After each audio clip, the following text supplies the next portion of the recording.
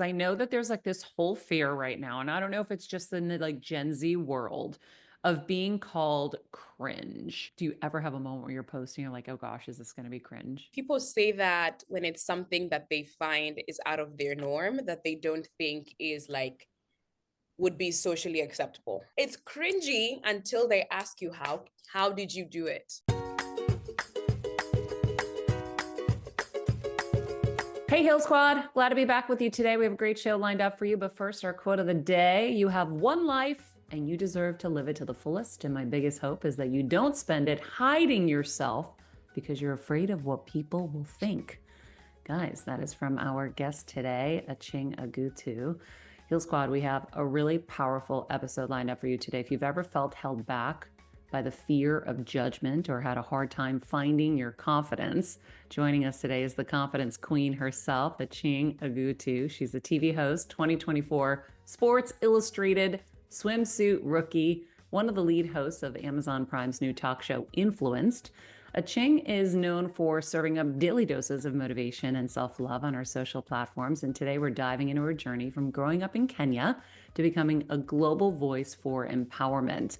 We'll talk about how she's made history in Sports Illustrated, navigating cringe culture on social media, and the challenges of staying authentic when everyone has an opinion. So if you've ever felt embarrassed or afraid to go after your dreams, this is an episode you don't want to miss. Achieng, thank you for being with us today. Hi, thank you for having me. I'm so excited to be here. Thank you. Well, you, since I've talked to you last, have had some incredible achievements. So tell Yeah. me about this whole Sports Illustrated rookie thing. Um, Honestly, yeah, I think the last time we were talking, I was just kind of thinking of maybe applying to be part of their swim search, which was something that they were doing each year. And the fact that it's coming to fruition and that I'm part of the SI family and is able to shoot with them and kind of just share my story of self-love and my journey of loving my body and being comfortable in my body has been like so out of this world, insanely cool. And it's just exciting to have gone through that experience and then just see other women who feel so excited to see a woman who looks like me in the pages of Sports Illustrated. So it's truly been a 10 out of 10 experience. So where did you shoot and what did you shoot? We shot in Mexico, in Cancun, which was so exciting because it was like a full circle moment. Because I found out when I was in Tulum a few months before that that I was going to be in the magazine, and then we shot in Cancun, which is chef's kiss. But we shot there. It was a full day of magic, like literal absolute magic. We shot some of the most beautiful bathing suits in the entire world because I was in them. Yay. But also got to just kind of shoot the journey of what that day looked like and what the journey of from the first time I, interacted with Sports Illustrated to now, shoot day. So yeah. So you loved it. Yeah, it was the best day. Like I keep on telling like my parents, there's a few things that have happened in my life where I'm like, how am I gonna have another good day? Like I've already experienced this. Like, when else will I have another good day? Because this, I think, was it. And I've How did you experienced really explain great this to things. your parents? Because your parents are still in Kenya, right? Yeah. Like, how did you explain the magnitude of what it's like to be in and a part of, this incredible kind of group? Um I think it's hard for till this day for my parents to like really understand what I do and the things I've been a part of. Like for them, they're excited. They don't really know much about Sports Illustrated, but we're like, if you're happy, we're even more excited. So I remember when I was telling my dad that I really wanted to be a part of it and I really wanted to get it. And he was like, yo, Achieng, I really believe in you, but this feels like such a far shot. Like it feels like I don't even know how this is gonna come together. But my parents are very spiritual and very religious, and so there was a lot of prayer that went into it, and a lot of um, just everyday check-ins and putting it out into the world that this is my part of my story. And so they understand that I was in a magazine and that it's big, but they don't really fully understand that it's like Sports Illustrated. So Yeah. Did you have, I mean, listen, you are the confidence queen, so maybe this is a stupid question, but did you have any moments of insecurity, any moments of like, oh, I don't feel good, or, you're in a bathing suit in front of lots of people. It's not an easy thing to do. Was there anything like that? on the day of the shoot, Yeah. Or even leading um, up to it. Like, were you feeling like you had to do something to prepare? Did you do anything to prepare? Like Sports uh, Illustrated models, when they do these, they're, doing all these crazy diets. And I mean, I've shot some fitness covers and had to be in bikinis on covers. And luckily, I didn't really care enough to have to do anything. I think one of them I worked out for like a few days before. mhm. I feel like I didn't do anything. And I had spoken to a few of my friends who I was like, I feel like I need to do something. Like I need to be maybe on a diet or this. And that's what I thought. But they were like, they chose you for a reason. Like if they wanted Hmm. you to look a different way, they would have gone and found somebody else who looked exactly the way they wanted to. But they picked you for who you are. So why do you need to change yourself?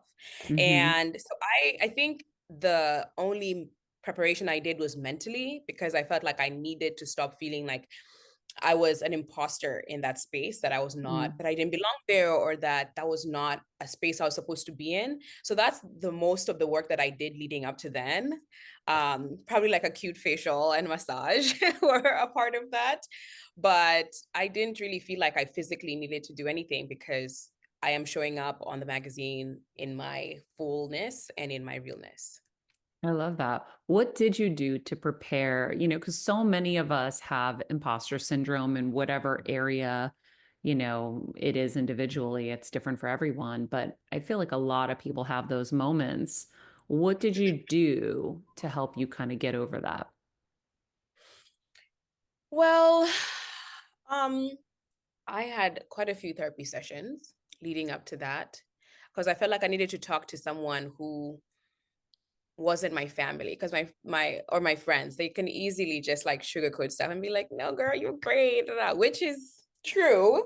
But I felt like I needed to talk with somebody who doesn't fully know me, and kind of just tell them the things that I was experiencing. I was definitely feeling like this is so crazy. Like this has to be a dream. Like someone pinch me or like wake me out of this.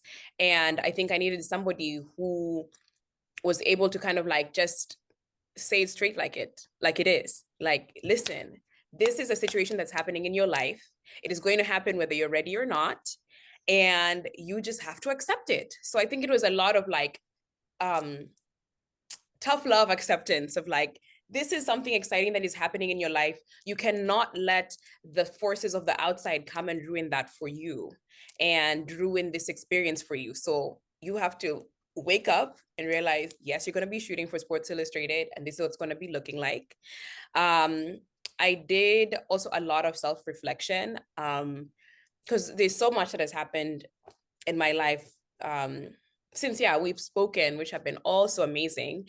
And it's taken time for me to process it all. It happens so fast. Like I don't have a minute to sit down and be like, oh yeah, I was on this show. Yeah, I did this. And yeah, I did this. It just happens so quickly. So I think it was also Hmm. just time for me to be like, really reflect on the things that have happened in my life, and realize that I'm living in answered prayers, and living the life I've truly wanted and worked so hard for. So it was a lot of just reflection and tough love. I feel like, girl, you better do this. You deserve it. Yeah. So Well, you said yeah. that you were working on, not letting the outside forces ruin it for you. But imposter syndrome is usually like internal voices, right? So was there a Mm, little bit of both happening for you? yeah, I think as in syndrome also comes from um outside, it's a mix of both. Like where you feel like people are like telling you like, girl, you're not the size 2, 4 Yeah. skinny. tall blonde woman who is always in Sports Illustrated. Were people Um, telling you that though, or were you telling you that? um, I don't think I told myself that. There was a lot of people and not a lot of people, but there's a few people in my space, but also had been posting about being in Sports Illustrated way before I was in the magazine, because I walked the show, I was part of their family Mm-hmm. way before that. And so there's people online who also said that. Oh, wow. There's a few people in my life who said that, not necessarily that harsh, but it was like, girl, do you feel like that's like a Really? space? Yeah, I feel like people have the audacity to speak um Wow. in that way if they feel some kind of way about themselves. So it had nothing to do with me and everything to do with them. Mm. There was a lot of backlash from social media, of course, because people feel like the standard of beauty is whatever, has always been the standard of beauty, Mm-hmm. and that it cannot be me because that's not what they're used to, or that's not what they've seen before. But I think it was really special for me to have Sports Illustrated go against the status quo and be like, your story matters, your life matters, your body matters and deserves to be celebrated in something that we think is so iconic and legendary. And I continue to praise Sports Illustrated for that, because I think it's really, really helped a lot of women who felt like, oh, I can't be out there feeling sexy or beautiful or seen or respected because of my body or because of the way I Mm-hmm. look or because of the way I feel. And so I think, to bring it back down to what we're talking about, it was a mix of both. Yeah. And I feel like the outside forces, or like the outside noises or voices of people, also affected the way I felt, and also infected internally what I was thinking, like, oh, if this is what is this the reality of what is happening? Am I actually not supposed to be in this space? Like, or am I actually not supposed to be a model or be celebrated in this way? And I think my journey of loving myself has come very, very far, very, very, very far. Where, like, yeah, imposter syndrome comes in and out. I'm human, but I think I so badly want to live a very specific way in my life, and I cannot let that stop me. I can't, I love truly, I it. can't. Yeah. How do you help people find their confidence? It's a big Um, problem. I think a lot of people really suffer from lack of yeah. confidence. Um, I've thought about that question a lot. Um, because something me and my team have been thinking about is just like, can we possibly do like a tour or a retreat? Is that fully going to help someone walk out of that space and be like, yeah, I can do whatever I want with my life, or I can wear this, or I can apply for that job, or take this risk? I think confidence really does have to come from within. Like, Hmm. maybe you can watch me and see the way I live my life and be inspired to do something. But there's so many people who have watched me and have just moved on with their lives, right?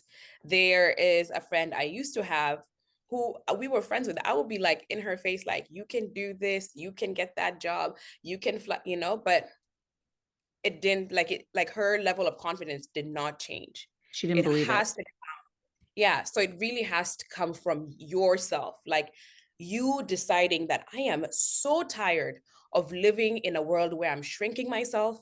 I am so tired of living in a world and in a space where I am not moving at the best level of who I think I am. And I think it is that exhaustion that will push you to the level of like confidence that you truly deserve and need. And so I don't think I can make someone confident. I can probably try to make someone feel confident. Um, but I think, yeah, it comes from within, I would say. Were And you like, always confident? no, no, So where no. did it come from?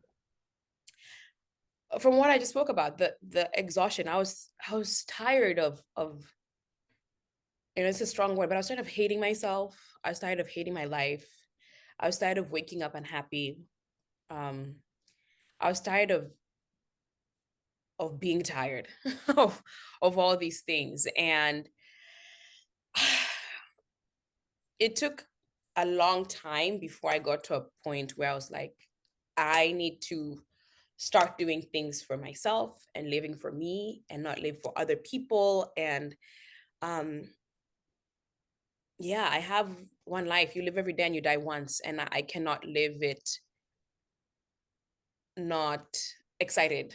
And that was exhausting for me, enough to feel like I need to figure out some kind of way to get myself out of this funk and get myself to start loving the things I'm doing and enjoying life and loving the way I look and the way I feel and the way I dress and the way I speak and the way I move out through life. Like I needed to so desperately find that for myself.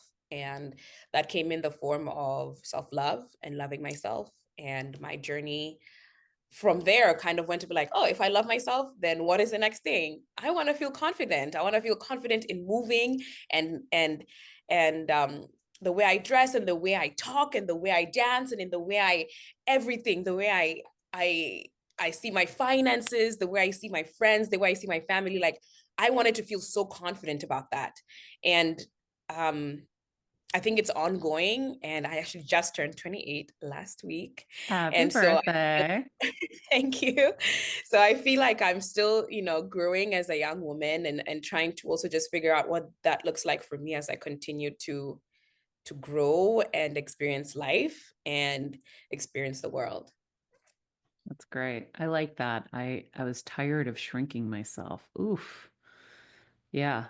I think that's going to really resonate with a lot of people. And also, even just the idea that you can turn the switch, right? If that wasn't your just complete nature, like I think I was always pretty confident. Doesn't mean that I didn't have my moments, but I also knew that I watched other friends waste so much time hating themselves.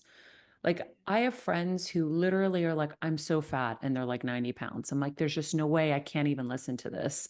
And so like they just were hating on themselves so much. And I'm just like, I never cared. I would like do a beauty pageant and I'd be in I did Miss Teen USA and I was sitting in the rooms where they had all the candy and the cookies and whatever. I was like, guys, let's have fun. Who cares? Of course, I didn't win the swimsuit competition because of it. But I was like, oh, I guess it mattered a little more than I thought. I'm like, they're gonna love me for me. But Mhm. ultimately, it's such a waste of time. And I didn't think about it the way you're thinking about it, where it's like you live every day and you only die once. But I just feel like it's such a waste of time to focus on all the negatives. And I think about this in health wise too. Like, let's focus on the positives. No matter what, there's always positives. And I'd rather live in the positive space than in the negative space. So, what I like about your story is that you were able to turn the ship around. And now, I mean, you've built an entire brand around your confidence, which is so cool. And you sparkle for people, and it is inspiring. It's cool. I wonder how you navigate social media because there are so many bots. I mean, like even I deal with them where I'm like, oh gosh, it's the bots. I mean, the bots are so hateful and I kind of just laugh at them, but it took me a long time to get there too. How do you navigate that whole world? Um, yeah, I think at first I used to take it really personal. Um, when somebody would say something negative or out of pocket, like it would really affect me. Like I would get like 1,000 positive messages, and then I'd get one where somebody says something crazy, and I'm like, oh, my day's ruined. I hate this. But um, somebody who really helped me with that was my manager, and she would always be like, girl, you're responding to these messages like on a first class flight somewhere, or you are responding to these negative people's messages like when you are living in your dreams and the things you've truly wanted. Those people have nothing to do with you. Like your life will continue. Those people posting on your page has everything to do with a reflection on them and nothing to do with you. It's either an insecurity or something that they're not excited about or happy about in their lives, and it has nothing to do with you. And I think that is what got me to a point where I was like, I really don't care what you people say about me, like whether you are saying something, however negative it is, it doesn't bother me anymore, because I've gotten to a point where I know who I am. I know um, the energy and the essence that I bring onto my digital platform. I know how important it is for me, because I love having my platform, and I love being able to create spaces for my audience to come and feel excited or motivated. And so if you take time out of your 24 hours to come and throw a tantrum in my beautiful, tantalizing, sexy comment section or in my DMs, that has everything to do with you and nothing to do with me, baby. Okay. So for me right now, it's like, honestly, you can be shouting in the comments and I'm fine. Like, if that's what you need to do today and you think it's going to affect me, I really have nothing to say there, because my life will truly, fully continue moving. And Yeah. um, yeah, I think That's sometimes the also, thing to realize. Like people have to yeah, realize it really doesn't matter. it doesn't. It doesn't. And sometimes you can also just protect your peace and block them and move on, like block and prosper, like live your life. You know, you don't have to give these people energy, because that's what they want. They want to get like something out of you. They want you to respond back and say, oh yeah, but that's how you feel. And like sometimes I do have time to troll them back and it's always fun. But most of the times I'm like, I don't have capacity for this today. I am choosing peace. I am choosing um positivity, and Mm-hmm. yeah. That goes back to choices. Yeah. I had someone recently say, she's never with her daughter. And I wanted to write back, oh my God, you're so right. Do you want her? Because, you know, I feel but I'm like, I'm not even going to give you the energy, but I was laughing at them because, like, it's the things that people say can be so ignorant. You have no idea. You only know what I show you, and I show yeah. you what I choose to show you. And so So, if that's what they think, like it maybe is something they're experiencing, and maybe they're not able to be with their children, and it's like, no, I'm gonna come to her page and I'm gonna write that. It's like, yeah. girl, yeah. I want to talk about cringe in a second, but first, guys, the holidays are coming up very quickly. And I don't know about you, but I am definitely working on getting all my shopping done early. This week is the perfect week to start because Macy's Friends and Family Sale is starting. The Friends and Family Sale makes holiday shopping so easy with an extra 30% off top gifts, 15% off beauty brands. So this is all from December 4th through the 12th. There's something for everybody. So if you're looking to check off everyone on your list to buy for, this is the time to do it. Plus, with free shipping starting at just $25, it's a no-brainer. So shop now at Macy's.com, and you can get even more at my storefront. I have all my favorite picks in the description if you need some inspo. Happy shopping, friends. Also, as we were just talking about, I am a mom, guys, and I know how important it is to feel connected to your baby. So, especially during those precious early moments, that's why the Nanit Baby Monitor is my absolute must have. It lets you see your baby anytime, anywhere, right from the Nanit app. It also tracks breathing and sleeping patterns and milestones, giving you personalized insights to keep your little one safe and sound. So, if you know anyone who is expecting or has a little one, this is the gift to get them this year, guys. I couldn't have lived without this. I still can't live without this, and she's 16 months old. So if you're interested in gifting one or buying one for yourself, I have a special offer just for our listeners. Get 20% off your first order with the code DREAM20. So the code is DREAM20. DREAM 20 at nanit.com now. Nanit.com, use the code DREAM20 or just check out the podcast description. Everyone told me this was a must have, and they were 100% right. Oh, Dad wants to FaceTime me in the middle of this. Dad, that is not okay. So he's on my he can be bypass my do not disturb for an emergency. Let me text my dad. Dad, I'm doing a show. Call Kevin. I love that. So my dad, I was giving a speech recently and he FaceTimed me in the middle and I was like, hey dad, say hi to everyone. I was like, sorry I guys. love that. I know Yeah, my parents, because they live in Kenya, they have no concept of time. My mom is like, calls me at 3 a.m. and she's like, are you asleep? I'm like, Mom, like, look at the time. Yes, I'm asleep. I know. I'm I really love it. bad at that sometimes. And then sometimes I'll remember and look at the world clock.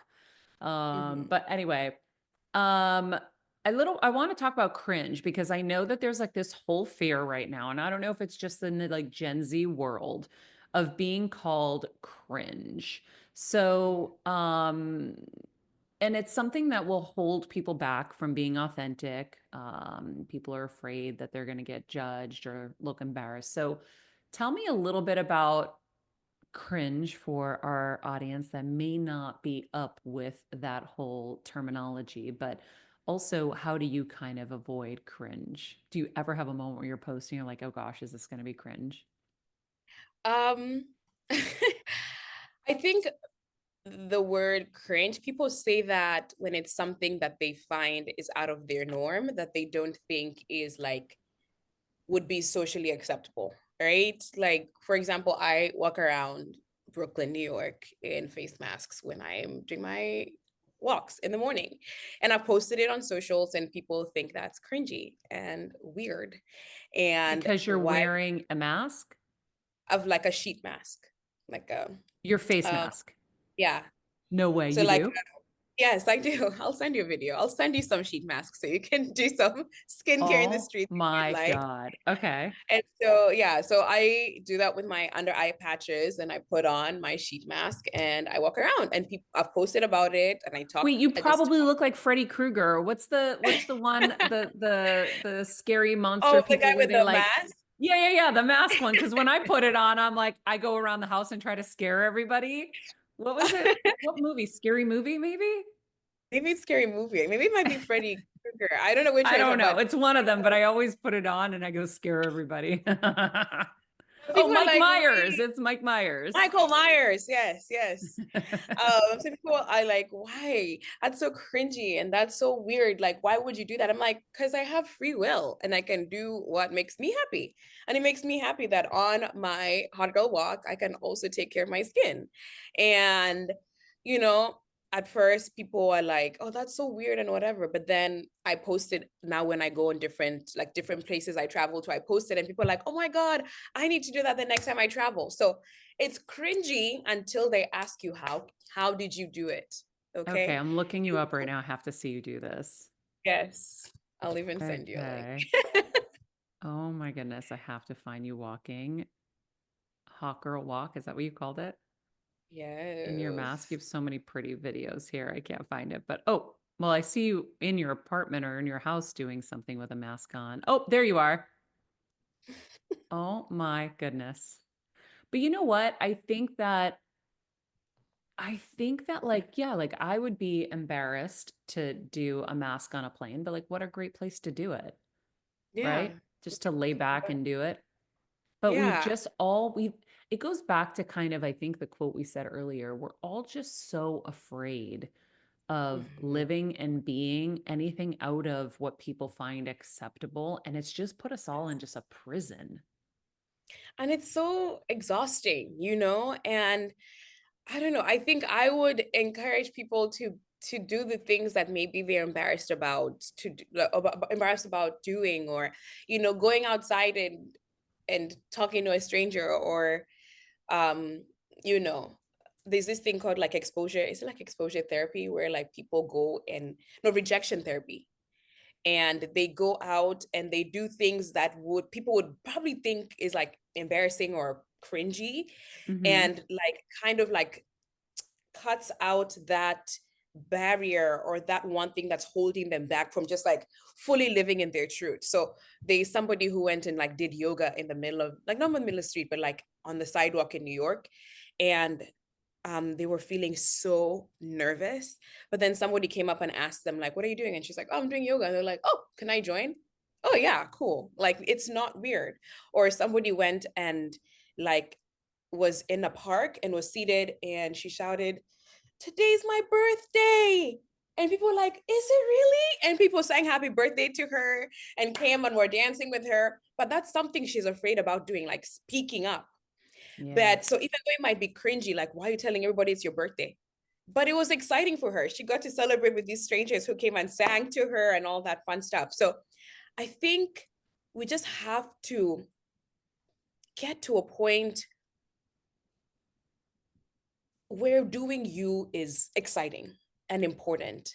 And it's also great to think about other people, that's what creates community. But if it's not hurting someone, if it is not hurting you, if it is not making a space and safe for anyone, why not just live your life? And um, when I started doing social media, like when I started posting about like my hype up videos and all that stuff, I was in grad school in Boston. And I had some friends of mine who were just thinking like, that's kind of silly. Like, you have best friends here. Why are you calling people best friends online? Like, why can't you hype us up? Why are you hyping up some random people? Like, that's weird. That's cringy. Like.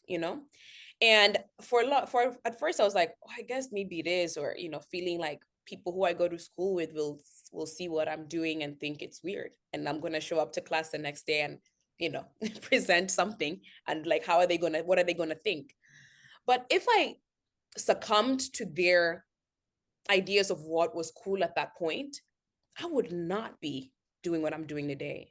Yeah. I would I would have probably carried on with my corporate job, and I've been a corporate baddie right now, which is also fantastic. But the fact that I was like, listen, I'm still going to do this thing, even though you guys feel that way, I don't. And yeah, I say this thing with my friends all the time. They will talk their shit back to back to back, but at the end of it, they'll ask you, how did you do it? So you just have to keep on going. People will have something to say. People will have something to say and do about anything that you do, whether it's good or bad. But if it is not affecting you, your security, your health, your life, honey, you better walk out there and live your life the way you want to. Okay, Yeah. you better, and you owe it to yourself. It's usually because they are too insecure to do it, or they Yes. wish they could. Like that's when you have to follow your jealousy. And we've Mhm. learned that here on the show is like follow your jealousy because it's usually leading you to what you really want.